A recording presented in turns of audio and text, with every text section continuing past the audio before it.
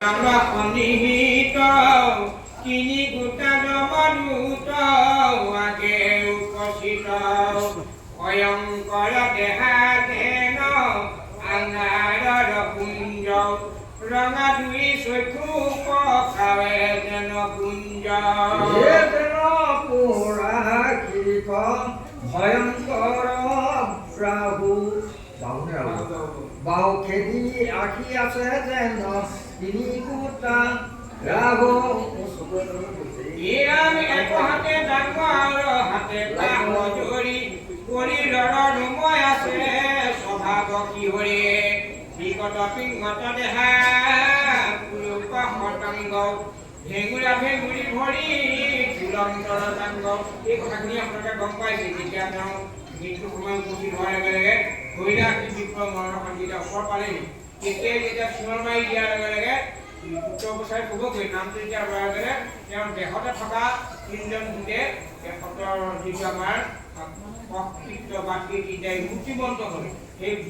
সকলৰ বৰ্ণনা দিছে দেখিবলৈ কেনেকুৱা কোলা আকাৰৰ নিচিনা ভেঙুৰা ভেঙুৰি তাৰপিছত কৈছে পুৰা শিশু গছৰ চাই নিচিনা কোলা দেখি আকে যেন তিনি গোটা বাহু ৰাহু সেই ৰাহুটোহে যেনেকৈ সূৰ্যগ্ৰহণত চন্দ্ৰগ্ৰহণত বাস কৰে ঠিক তেনেধৰণে তেওঁক বান্ধি ল'লে এক হাতে ডাঙৰ হ'লে হাতে পাখৰ জৰি এহাতে বান্ধিবৰ কাৰণে জৰি এটা হাতৰ লোহাৰ দাং লৈ আছে শৰীৰৰ ৰোমাঞ্চৰে ভাৱে স্বভাৱে কি দেখাৰ লগে লগে গানো শিয়ৰি উঠিছে এয়া বিগত পিংগত দেহা পুৰুষ শতাংগ ভেঙুৰা ভেঙুৰি ভৰি চুলন্তুৰ টাংগ এয়া প্ৰচণ্ড বতাহে যেন নাকৰ উশাহ ওলমিলে পেট যেন বৰ মূৰ বাস এই জমিতৰ বৰ্ণনা দিছে ৰক্তাকাৰ মুখয়াতি জ্যোতি চকুৰূপ নাকদন্ত সাক্ষাৎ দেখি অন্ধকূপ নাগৰ ফুটাব অত্যন্ত বহল দেখিলে অন্ধকূপ যেন ফুটা নিচিনা দেখিছে ভিতৰে আপুনি দেখি এই উচ্চৰ দৰ্শনে আছে অধৰ কামুৰি দেখি আদি জ্বৰ যেন ঘাটু গৈলৰি এই বিকৃত জন্তুৰ চেহেৰাটো দেখাৰ লগে লগে যেতিয়া মৃত্যুৰ সময়ত যেতিয়া জন্তু যেতিয়া তেওঁ চিত গতিকে এই কথাটো যিসকলে স্বাভাৱিক মৃত্যু হয় ঈশ্বৰ বিমুখসকলক কিন্তু ধৰিব পাৰি তেতিয়া আপুনি যদি স্বাভাৱিক মৃত্যু হয় চাই থাকে যিসকল ঈশ্বৰ বিমুখ তেওঁ হাস্যপ্ৰদান হয় আৰু ভগৱন্তৰ কথা শুনিলে শুনিব বিচাৰে আৰু যিসকল ঈশ্বৰ বিমুখ সেইসকলে মানে মই যে এগৰাকী আই মানে ফাগুন মহীয়া মানুহে আছিলে মোৰ 9টামান বজাৰ চিন্তাটা 3:30 বজাত মানে মানুহগৰাকী ইমানেই বিমুখ ল'লে চকু টকু পৰি দাঁত নাই তাতে কামুৰিছে দেখিছে জানো ঈশ্বৰ বিমুখজনে দেখিবই জন্তু কথা নাই এইটো বিমুখ ল'লে কোনোবাজন যদি সন্ত মহন্ত তেওঁ বুলি সেইবোৰ হাস্য কৰিলে গম নপকৈ গুচি যাব গতিকে এই ধৰণে জন্তুৱে যেতিয়া দেহত থকা জগতৰ পৰা যেতিয়া তেওঁলোক দেখিবলৈ কৈছিলে বক্ৰাকাৰ বেকা মুখ ভেঙুৰা ভেঙুৰি নাক বেগা মানে সাক্ষাৎ অন্ধকূপৰ নিচিনা বুলি কৈছিলে উচ্চলত অত্যন্ত দাঁতবোৰ দীঘল দীঘল দেখিও বিদ্যৰ দিনত থাকি গৈ গতিকে এই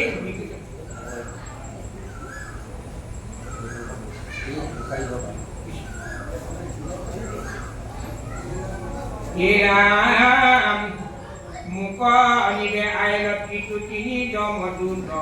পাইলে অন্তকালে ভয় ভৈৰৱত ভূত কাম্পে তনু জিতে তেজিলে কমল মূত্ৰ হাত কৈক গৈল মোৰ নাৰায়ণ পুত্ৰ এতে কেৱল অন্তদূতে ধৰিলে বিদ্ৰক বিজয়ৰ পৰা আনে আদুৰি জীৱক মহাপীৰা পাদিত্ৰ হৈলা অচেতন গিলা আৰ্তৰাৱৰিংগ আইনাৰায়ণ এইখিনি কথা গমেই পাইছে আৰু এৰাম দিলে পিঠিত ফটা বান্ধ কৰি হাত হাতৰ পাছফালে হাত দুটা কৰি বান্ধিলে এই লগাই দোল গলত চামৰ জৰি আনি নৰকত আজুৰি নেই পেলাই বেকত আনি পাছফালে হাত দুটা কৰি বান্ধি ল'লে যাতনা দেহতেই বান্ধি লোৱাৰ লগে যেতিয়া ভৰাই দিলে সেই বেলা চাৰি বিষ্ণু দূত ভ্ৰমে সুখে কৃষ্ণৰ কীৰ্তন শুনে মৰম তাৰ মুখে মৃত্যুৰ মুখৰ যাত্ৰীজনীৰ মুখত যেতিয়া ভগৱন্তৰ নাম শুনাৰ লগে লগে ভৰি থকা আকাশত ভৰি থকা ভগৱন্তৰ বিষ্ণুদূতে শুনাৰ লগে লগে কি কৰিলে এই কৃষ্ণৰ কীৰ্তন শুনে মৰম তাৰ মুখে তাক পীড়া কৰে কোনো অধম কামৰে বিহি বুলি খেদি কৰিলা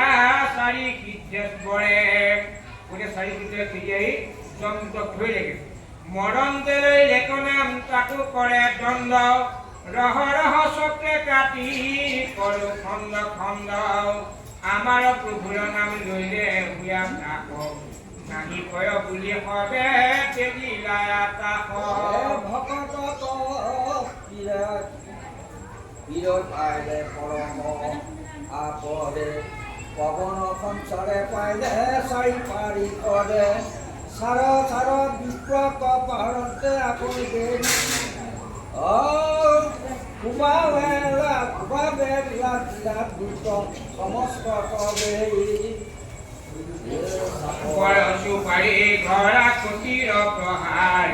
সবৰকে দুই গাল ভৈল ভিন্নাকাৰ কেহু কিল ভুকুটি ৰাখিল দিলা চুটাও গদাৰ কুমত পিঠি ভৈলা গোটা গোট এইবোৰ শাস্তি দিছে তাৰমানে জাতনৰ দেহৰ ভাত খাই যেতিয়া ভগৱন্তৰ নাম স্মৰণ কৰাৰ লগে জন্মতে এইখিনি শাস্তি ইতিমধ্যেই প্ৰয়োগ কৰিছে প্ৰয়োগ কৰাৰ লগে লগে কিছুৰে এনেধৰণে যেতিয়া প্ৰয়োগ কৰা গ'ল যে অনেক কথা তয় কৰে দুটে গেৰি পাৰি কৌতুকে হা কষ্টতা দেখি কৃষ্ণ চাৰি এই নামৰ এই লীলা প্ৰাণে ভয়ে দেখাই বৰ নমাৰি প্ৰাণ এই লীলা প্ৰাণে ভয় দেখাই বৰ হাতৰে তিনি দুটে দিলাৰ গতিকে এনেকৈ চিঞৰি দিয়াৰ পাছতে এনেকৈ কাঠৰ কৰি যেতিয়া চিৰিছে চিঞৰিছে গতিকে তেওঁলোকক নামাৰি পেলাই যেতিয়া এৰি দিলে মাৰণৰ তাকে কি জমৰ কি ভয়ে বিজ্ঞক এৰিয়া ভৈল তেখনে অন্তৰ পলাই গৈলা কটুৰ পাছক চাহন্তে মাটিত পৰিয়া পাছে থাকিলা কেংকান্তে তেনে সময়তে বিষ্ণুদূত আহিল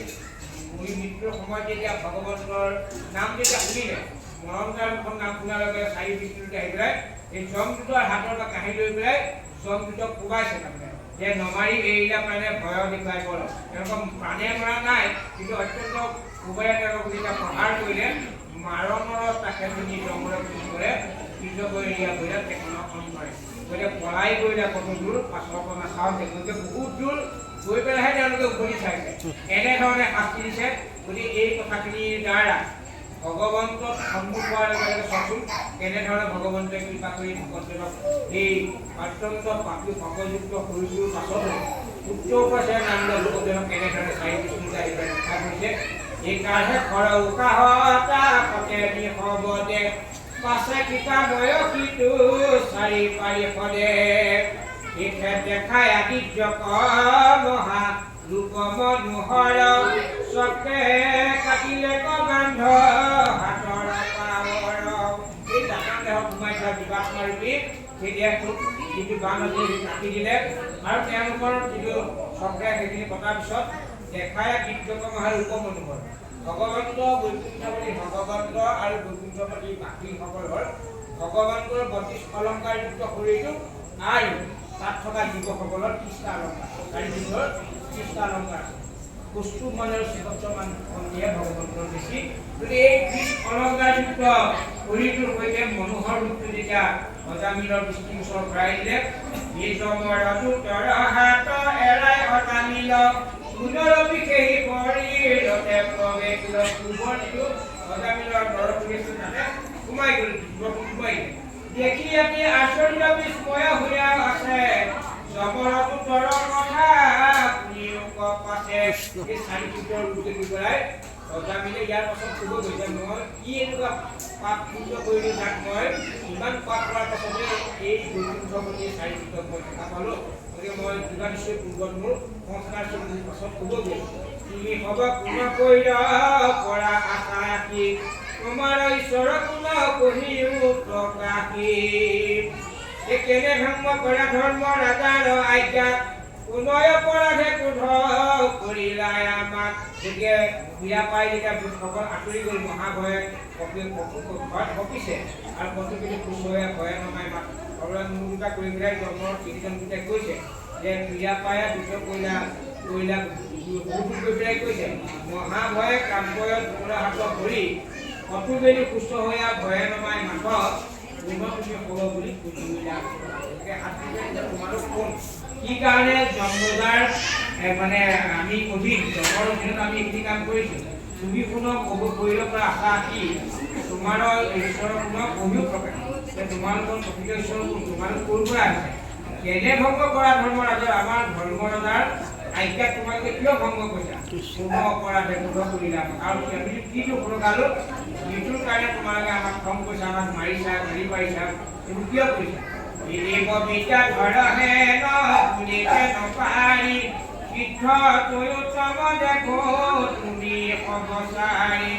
নজানিকে পুতুক কমিও আপুনি হেন ৰূপ অন্তৰতো দেখি নতুকুনি সবে শ্যামতনু তাতে শুভে কৃতবাস নবী নবে ঘট যেন বিজুলি প্ৰকাশ উজ্জ্বল নয়ন যেন সুন্দৰ মণ্ডল ক্ষীৰত কীৰ্তি কৰ্ণে মকৰ কুণ্ডল তেওঁলোকে কৈছে যে তোমালোক কোন তোমালোকক দেখিবলৈ ইমান বিদ্যাৰ হ'ল যেন লাগিছে বিদ্যাৰ হ'ল বুলি মন সিদ্ধও নহয় তোমালোক চাৰিজন কোন নজানিকে পুচু কোপক শুনো আপুনি গতিকে আমাৰ খং নকৰিবা আমি নজানিকে তোমালোক সুধিছোঁ গতিকে তোমালোকে আমাক প্ৰকৃত উত্তৰটো দিয়া গতিকে নজানিকে পুচু কোপক শুনিও আপুনি হেনৰূপ অন্তৰটো দেখিছোঁ আমি কৈছোঁ দেখাও নাই আৰু শুনাও নাই আমাৰ ৰজাৰ মুখত তোমালোকৰ বৰ্ণনা শুনা নাই আৰু তোমালোক দেখিবলৈ এনেকুৱা বৰ্ণনা কৰিছে যে সকলো শ্যাম তনু মেঘৰ শ্যাম তনু পিতবস্ত্ৰ আছে যেনে নবীনৰ মেঘত যেনে থকাৰ মেঘত যেনে বিজুলী মাৰে যেনেকৈ তেনেকুৱা অলংকাৰ প্ৰকাশ কৰিছে উজ্জ্বল নয়ন চকুদুটা দেখিবলৈ পদুমফুলৰ বাহিৰ দৰে চন্দ্ৰমণ্ডলৰ দৰে আৰু প্ৰিয়ত কৰ্ণে অসমৰ কীৰ্তি আছে কৰ্মত মকৰ উজ্জ্বল আছে তেনেধৰণৰ কৃষ্ণ অলংকাৰ অলংকৃত হৈ আছে পদ্মপত্ৰ সমসমে আয়ত লোচন অমৃত অধিক স্বৰে মধুৰ বচন এই ললা তত অলকাকে তিলকে কৰে কান্তি দৰ্শন শোভে মুকুতাৰ কান্তি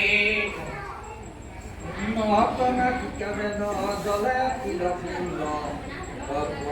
মধুৰিত অধিক কান্তি অধৰণে কুল সবে নৱ বৰষ সবান্ন কুমাৰ বহল হৃদয় শুভে আৰু মুকুতাৰ জলে অগণীৰ বালা আপদলম্বিত বলে জলে বনমালা জ্ঞান শৰণ পৰ্বত জলে ৰত্নৰাম চাৰি চতুৰ্ভুজ জলে কংকন শৰীৰৰ কান্তি আতি শুভে দীঘ পাশ পটভা সূৰ্যৰ যেন জ্যোতিৰ প্ৰকাশ হে জানিল তুমি হব লোক মহন্ত আমি তোমাক ৰূপ বনাই পাওঁ অন্ত নিজে বৰ্ণনা কৰিছে যে পদ্মপত্ৰ সম আয়তৰ পদুমফুলৰ পাখিৰে চকুবোৰ দেখিবলৈ সেইকাৰণে ইমান সুন্দৰ যে তোমালোকৰ মুখৰ পদ্ম ইমান সুন্দৰ প্ৰকাশ হৈছে ললাটত এই কপালত সোণৰ তিলক আছে ৰত্নৰ তিলক আছে বা অলকা পান্তি আছে সুন্দৰ দৰ্শন সজাই মুকুতাৰ পান্তি তাত মুকুতাৰ পান্তিৰ দৰে সুন্দৰ কৰি সময় পান্তি তাৰমানে খৰিকা নাই ফুল মেলিবলৈ লোৱাৰ আগত চকুৰিবোৰ নিচিনা দেখিবলৈ জানি ফুলৰ নিচিনা উন্নত নাখিকা যেন জলে তিলকুল তিলকুলৰ দৰে মাতবোৰ অত্যন্ত দীঘল বঞ্জুলিতে জোপা যেন অধৰা পকা কুঞ্জিলি ফলবোৰ দৰে অত্যন্ত ৰঙা মুঠুখন তাৰপিছত সদে নৱ বয়স সৰ্বাংগ সুকুমাৰ সকলো ফুলৰ বছৰীয়া বহল হৃদয়ভাৱে আলংকুটা উত্তমকুটাৰ হাৰ আছে উপহাৰ আছে এনেকৈ অলংকাৰ কিনিছে যেনে জলে মিলি যেন অগণীৰ জ্বালা কি বিলাই আছে আপাদৰ লম্বিত গলে জলে বনমাৰা পঞ্চভূতৰ পঞ্চবৰ্ণমালা ভগৱন্তৰ পিন্ধে আৰু চতুৰ্থবাক্যও পিন্ধি আছে চৰণ পংক পদ্মত জলে ৰত্নৰ নুপুৰ কৰি পুনৰ নুপুৰ আছে চাৰি চতুৰ্ভুজ ভাৱে কংকন এনেধৰণে শৰীৰৰ কান্তি এনে জলে দিশ কাষ অথবা সূৰ্যৰ জ্যোতি জ্যোতিৰ প্ৰকাশ সূৰ্যৰ জ্যোতি সমান প্ৰকাশ মানে শৰীৰৰ পৰা জ্যোতি ওলাইছে জানি তুমি সব মহন্ত জমটোতে কৈছে তোমালোক সাধাৰণ মানুহ নহয় তোমালোক মহামহন্ত পুৰুষ মহন্ত আমি তোমাক আৰু বনাই নপাওঁ তোমালোকৰ চেহেৰা তোমালোকৰ উচ্চগুণৰ কথা আমি বৰ্ণনা কৰি শেষ কৰিব নোৱাৰো গতিকে এনেধৰণে বৰ্ণনা দি পেলাই কৈছে যে এই নানা ধৰ্ম ৰাজাৰ কিংকৰ আমি আতি তাহানয় দেখে অধৰ্মিক কৰো শাস্তি পৰম পাতকি এইটো বিক্ৰমন্ত ভাগি বাকী তেওঁ নৰকত পেলাই বাক লাগি কি কাৰণে বান্ধ কাটি ৰাখি লাই হাক কৰি নাহাক কহে একো নজানিলো তুমি সবে বুজাই ৰাজাৰ আগত গয়া কহি বাৰ হৌক এতেকে বুলিয়া জম দ্ৰুত নিশবদ অন্য ঐতে আৰু সন্ত চাৰি পাৰি পদ কোনোবা ধনী মহা ধনী পুনধন একো নজান পাপ পুণ্য জানি নহয় তুমি ভয়ংকৰ ভয়তে বুধয় ধৰ্ম ৰাজাৰ কিংকৰ এই ভকতক ধৰৈ কিনো পৰম অজ্ঞান গিলা এহি গুৰি চাৰি উদ্দেশ বিধান উদৰে যমদূত আমাৰ উত্তৰ যদি সত্য হৌক ধৰ্ম ৰাজাৰ কিংকৰ কোন পৰমাৰ্থ ধৰ্ম শাস্ত্ৰত বিহিত কোন মহাধৰ্ম পঢ়ি উপযোগ গতিকে এনেধৰণে যেতিয়া ধৰ্ম ৰাজাৰ কিংকৰ বুলি নিজক বিচাৰি গৈছে তেওঁৰ আদিমতে আমি অধৰ্মীক ধৰি শাস্তি দিওঁগৈ গতিকে পৰম পাতকে এই বিপদ অত্যন্ত পাতকি মন্দভাগী অত্যন্ত পাপী তাক বান্ধি আমি নৰকত পেলাবলৈ দিছিলোঁ আৰু কি কাৰণে তোমালোকে বান্ধ তুলিলা পঢ়িবাৰ এনেকুৱা আমাক আৰু বান্ধি দিছা আৰু লগতে আকৌ আমাকো খংহে কৈছে যে একো নজানিলো তুমি সময় বুজাই দিব আমি একো বুজি নাপাওঁ ৰাজৰ আগতে গৈয়া পঢ়িবা গতিকে আমি ইয়াৰ পৰা যেতিয়া কিবাহাতে যাম গতিকে আমি জন্মজাক পুহিলে আমি উত্তৰটো দিব লাগিব গতিকে সম্পূৰ্ণ তোমালোকৰ আমাক পৰিচয় দিয়া এতেকে বুলিয়া সৌজম দুজনী খবৰ অন্য আমি আৰু চন্দ্ৰ চাৰি কৰি গতিকে এইখিনি কথাকে তিনি নম্বৰতে কোৱাৰ পাছত এই শুনাৰ পাছত চাৰি দুটাই তেওঁলোকে কথোপকথন কৰি কৈছে কোনোবা অধৰ্মী মহাধৰ্মী কোনজন তেওঁলোকে ধৰ্মীৰ কোনজন অধৰ্মীৰ কোনজন একোৱেই নেজানে একো নজানো পাপী কোনজনৰ তেওঁলোকৰ পাপ একোৱেই ক'ব নোৱাৰে একোৱেই তেওঁলোকৰ গাত নাই জানি নহয় ইটো চৌৰ ভয়ংকৰ গতিকে এইকেইজন অত্যন্ত চোৰ ডকাইত সদৃশ ভয়তে ক'লায়ে ধৰ্ম ৰাজাৰ ভয়তে আমাক তেওঁলোকক মাৰো বুলি ভয়তে তেওঁলোকে জপৰ কিংকৰ বুলি কৈছে ভকতক ধৰৈ কিন্তু পৰম অজ্ঞান গতিকে ভগৱন্তৰ নাম লোৱা মৃত্যুৰ সময়ত নাম লোৱা নাৰায়ণৰ নাম লোৱা জনক আকৌ তেওঁলোকে মানে পাপী বুলি যেতিয়া ধৰিছে জিলা এই বুলি চাৰি শিক্ষে সংবিধান গতিকে চাৰি এনে বুলি কৈছে পুনৰে যমদূত আমাৰ উত্তৰ যদি সত্য হৌক ধৰ্ম ৰাজাৰ যদি প্ৰকৃততে তোমালোকে যমৰাজাৰ কিংকৰো হৈছা তোমাৰ ধৰ্ম মহাধৰ্ম কৰি গতিকে তোমালোকে প্ৰকৃত ধৰ্ম কিন্তু তোমালোকৰ মুখৰ পৰা শুনিছো বুলি কোৱাচোন বুলি তেওঁলোকক কৈছে এতিয়া যমদূতে উত্তৰ দিছে মনুষ্য লোকত অধিকাৰ কিবা কৰ্মী মানে সবে পৰায়া তোমাৰ কোনোবা পাপী গণে সজমৰ পুৰিক কোনোবা প্ৰকাৰে দণ্ড কৰা পাতকি জানা যেবে যমদূত দিও সিদ্ধান্ত এই বুলি মন ভৈলা চাৰি মহন্ত হেন শুনি মনে গুণি যমৰ কিংকৰ যেন জানে দিবে লৈলা তাহাৰ উত্তৰ বুলি মনুষ্যৰ কোনো কাৰ তোমালোকে ধৰিব পৰা অধিকাৰ আছে কোন কৰ্মী সকলক তোমালোকৰ যাৰ অধিকাৰ ভিতৰত পৰে তোমালোকৰ আওতাত পৰে কোনোবা পাপকনে জন্মৰ কৰিবা কোন পাপী তোমাৰ কি পাপ কৰিলে জম নগৰলৈ যায় কোনোবা প্ৰকাৰ কি ধৰণে তোমালোকে দণ্ডিত কৰা এই গোটেই কথাখিনি তোমালোকে জানা সবে জন্মৰ যুগৰ বিৰুদ্ধ বিধান তোমালোকে নিশ্চয় জানা এই বুলি মৌন ভৰা চাৰি মন্দ কৰি এই কথাখিনি কৈ পেলাই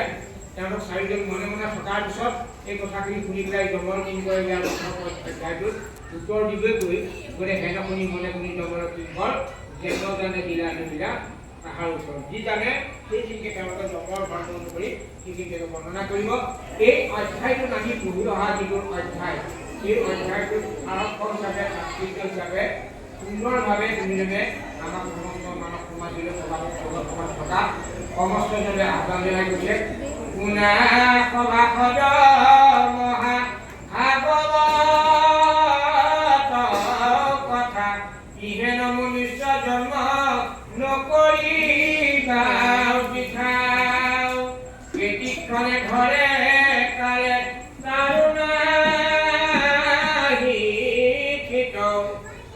কি মনুষ্য হইবা ভাৰত ভূমিত কেৱল বাঞ্ছিত ভাৰত কায়া পুণ্য বলে পাইলা ঈশ্বৰৰ ভৈল দয়া আকৌ পিঠা কৰা কেনে বিষয়ৰ ভুলে বেচা চিন্তা মনি জন্ম চাৰকাংশ মূলে চোৰাতকলৱে এই মলয়া চন্দন আন দেৱকেৰে এৰি জৈৱকী নন্দন স্মৰণ মাত্ৰকে যাক তৰয় সংসাৰ হেনয় সুহৃদ দেৱ কৈত পাইবা আৰু পৰম ঈশ্বৰ আত্মা বান্ধৱ সাক্ষাৎ প্ৰত্যেকে স্বয় হৰি সবাৰ হিয়াত এক চিত্তে চিন্তা কান শৰণ কমল লোৱাৰাম নাম মহা মৰম কমল পৰলোকে আন নাহিকে সহায় পৰম সুহৃদ এক নামত জানিয়ে যতনে ধৰি বাৰক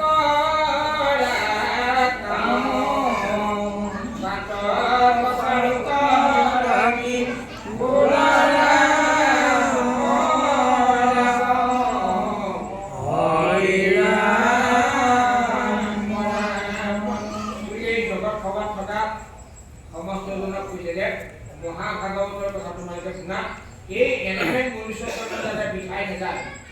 চৌৰাশীলক সবাৰ পৃথিৱীত জন্ম অনুভৱ পাছত মানুহ হৈছে গতিকে দেৱতাই বাঞ্ছা কৰা ব্ৰহ্মাই বাঞ্ছা কৰা সকলো জীৱে বাঞ্ছা কৰা এই নৰভূমিটো যাতে বিফলে নাযায় বিঠাই নাযায় তাৰ কাৰণে কেইদিনখনে ধৰে কালত আৰু নাহিলোঁ আৰু কেতিয়া যাম আমি কোনেও ক'ব নোৱাৰোঁ জগতত সকলোতকৈ আচৰ্য সকলোৱে মৃত্যু হ'ব বুলি জানে কিন্তু কোনো তাৰ প্ৰতি খেয়াল নহয়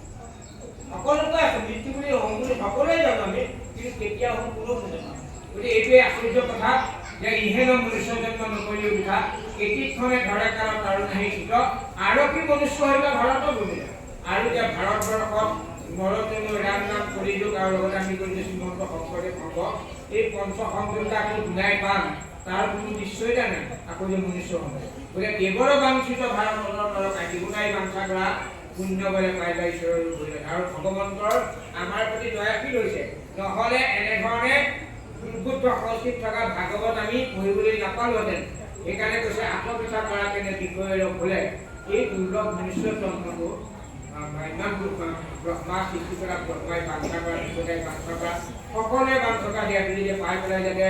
এনেই যদি আমি কোৱাই দিছোঁ বিশা চিন্তামণি জন্ম চাৰকান্ত বোলে গতিকে চিন্তামণি পৰশমণি এনেকৈ মণি আছে গতিকে আমাৰ নৰদন হ'ল চিন্তামণি বহুত চিন্তাৰ বাবে আমি নৰদনো পাইছোঁ তাক যদি আমি এই কাছৰ যেতিয়া আমাৰ মণিহাৰী মানৰ যদি আমি সলাই পেলাওঁ যিটো হয় কোন সলাই যিটো ব্যৱস্থা সেইটো ব্যৱস্থা আমাৰ হ'ব চোৰাতকল হয় এই মলয়া চন্দন কোনোবাই মলয়া চন্দন এই চোৰাত গঢ়ি লয় যিটো অৱস্থা হ'ব নৰদনো মাতৃ পেলাই পাই পেলাই যদি ঈশ্বৰ বিমুখ হয় সেই গাত চোৰাত গঢ়াৰ নিচিনা সত্ৰে এটা তুলনা দি কৈছে চোৰাতকল হয় এই মলয়া চন্দন আন দেৱ সেৱে এৰি জৈৱকী নন্দন এই চোৱাত এই পেলাই বিষয়ে চোৱাত এই পেলাই যদি আমি চন্দন ধৰিব বিচাৰিছোঁ তেতিয়া অন্য দেৱতাৰ সেৱা আন দেৱতে দি কৃষ্ণক ভগৱতী কৰিব লাগিব তুলতে তেতিয়া কৃষ্ণক ভগৱতী কৰা যদি আমি দৈৱ ধৰ্ম যিমানটো দৈৱ ধৰ্ম আছে আন দৈৱ ধৰ্ম তুলতে দেৰিবলৈ কৈছে যদি পেলাই আমি অন্য দেৱী দেৱ নকৰিবা কোনো নখাই থকা তাৰ মূৰ্তি কোনো চাবা বিহু নকৰিবা ভক্তি হ'ব বিচাৰে গতিকে এক কৃষ্ণ যদি আমি সেৱা কৰি ভক্তি ধৰ্মটো ৰাখিলেহে আমি যেতিয়া আমি জৈৱকী নন্দন কৃষ্ণক যেতিয়া আশ্ৰিত হ'ম স্মৰণ মাত্ৰকে যাক তৰয় সংসাৰ আৰু মৃত্যুৰ সময়ত আমি স্মৰণ কৰাৰ লগে লগে মুখে ল'ব নোৱাৰিলেও ভগৱত তুলক যদি আমি স্মৰণ কৰিব পাৰোঁ এনেদৰে পূৰিত দিব পূৰিত পাই যাব এতিয়া গজেন্দ্ৰই মনতে ভাবিছিল গজেন্দ্ৰকে মনত ভাবা যে হাতীটো ভগৱন্তই আহি আগত দৰ্শন দি পেলাই ভাল কৰিছে কাহিনীত পৰম ঈশ্বৰ আত্মা বান্ধৱ সাক্ষাৎ মাধৱ বান্ধৱ উদ্ধাৰ ভাৱ পতনো কহিব সংসাৰত এই ভাৱেৰে ঈশ্বৰৰ লগত বন্ধুত্ব বান্ধৱত্ব কৰিব লাগিব প্ৰত্যেকে আশ্ৰয় হৈ সবাৰ আমাৰ ভগৱন্ত প্ৰত্যেকৰ হৃদয়তে পৰমাত্মাকে বিৰাজমান হৈ আছে একচিত্তে চিন্তাকাৰণ চৰণ কমল কায়ক কৰি বুদ্ধিয় বিশ্বাসে একান্তভাৱে আমি যেতিয়া ভগৱন্তক চিন্তন কৰি ভগৱন্তৰ চৰণ কমল চিন্তা কৰি লোৱা ৰাম নাম মহাপৰম সম্বলিয়াই হ'ল আমাৰ মৃত্যু জাতি আমাৰ পক্ষে ধন সম্বল ঘৰৰ লোকে আনো নাহিকে সহায় গতিকে আমাৰ এই পৰলোকলৈ বুলি অন্য কোনেও আমাক সহায় কৰিব নোৱাৰে পৰম সুবিধা একো নামত মিলে কেৱল মাত্ৰ ঈশ্বৰৰ নামৰ আমাৰ পৰম বান্ধৱ গতিকে সেই কোভিড বন্ধু নামক আমি যেতিয়া হৃদয় গলত আমি সংগঠন হিচাপে মানি ল'ব পাৰিম জানিয়া যত্ন কৰি কৰা কাম অন্য যিমানবোৰ আমি নিজৰ কামনা আছে সকলোবোৰ ত্যাগ কৰি পাপেকৰ পালকত আপুনি গতিকে বাবাই সমস্ত সময় হৈছে গতিকে আমি এইটো অকণমান সৰহে আপোনালোকৰ আগত ব্যক্ত কৰিছোঁ গতিকে এইকেইটা আমি ৰাখিছোঁ এইখিনি চেলুট হৈছে